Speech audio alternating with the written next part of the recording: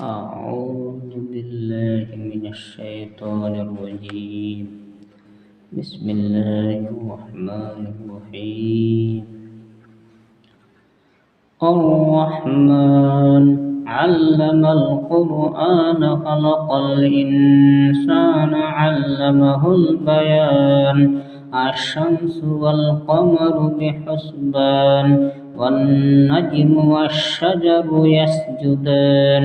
والسماء رفعها ووضع الميزان ألا تطغوا في الميزان وأقيموا الوزن بالقسط ولا تخسروا الميزان والأرض وضعها للأنام فيها فاكهة والنخل ذات الأكمام والحب ذو العصف والريحان فبأي آلاء ربكما تكذبان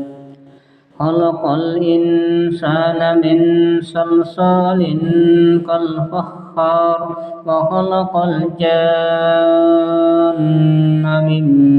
مارج من نار فبأي آلاء ربكما تكذبان رب المشرقين ورب المغربين فبأي آلاء ربكما تكذبان مرج البحرين يلتقيان بينهما برزخ لا يبغيان فبأي آلاء ربكما تكذبان يخرج منهما اللؤلؤ والمرجان فبأي آلاء ربكما تكذبان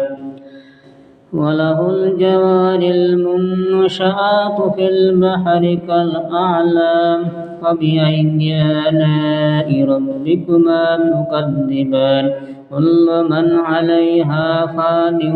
ويبقى وجه ربك ذو الجلال والإكرام فبأي آلاء ربكما تكذبان يسأله من في السماوات والأرض كل يوم هو في شأن فبأي آلاء ربكما تكذبان سنفرغ لكم أيها الثقلان فبأي آلاء ربكما تكذبان يا معشر الجن والإنس إن استطعتم أن تنفذوا من أقطار السماوات والأرض فانفذوا لا تنفذون إلا بسلطان وبأي آلاء ربكما تكذبان يرسل عليكما شواظ من نار ونحاس فلا تنتصران وبأي آلاء ربكما تكذبان وإذا انشقت السماء فكانت وردة كالدهان وبأي آلاء ربكما تكذبان فيومئذ لا يسأل عن ذنبه إنس ولا جان فبأي آلاء ربكما تكذبان يعرف المجرمون بسيماهم فيؤخذ بالنواصي والأقدام فبأي آلاء ربكما تكذبان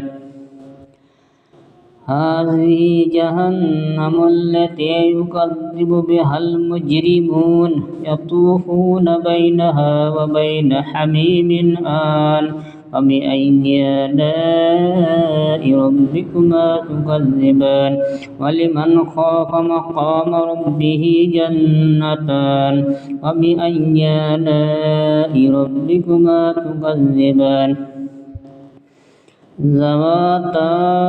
أفنان فبأي آلاء ربكما تكذبان فيهما عينان تجريان فبأي آلاء ربكما تكذبان فيهما من كل فاكهة زوجان فبأي آلاء ربكما تكذبان متكئين على فرش بطائنها من استبرق وجنى الجنتين دان وبأي آلاء ربكما تكذبان فيهن قاصرات الطرف لم يطمثهن إنس قبلهم ولا جان وبأي آلاء ربكما تكذبان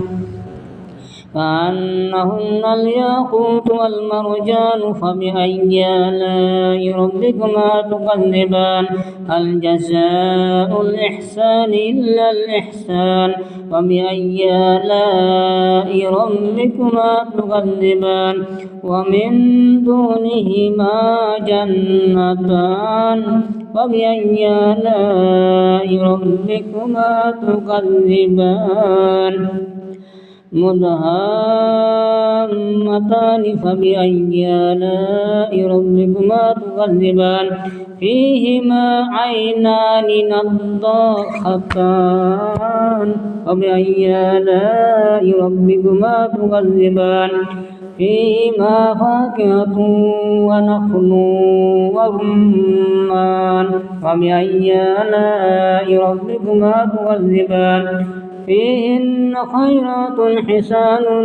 فبأي آلاء ربكما تكذبان حور مقصورات في الخيام فبأي آلاء ربكما تكذبان لم يطمثهن إنس